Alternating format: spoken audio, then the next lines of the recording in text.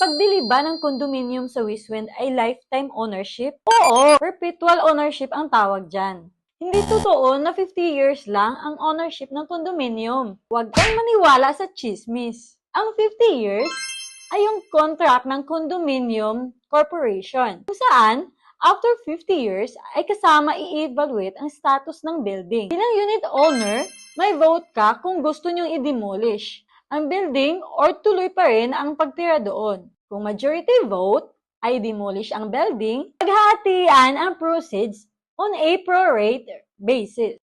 Pero sa ganda ng technology ng construction sa panahong ito, ang quality ng building ay lagpas-lagpas pa sa average span ng buhay ng tao.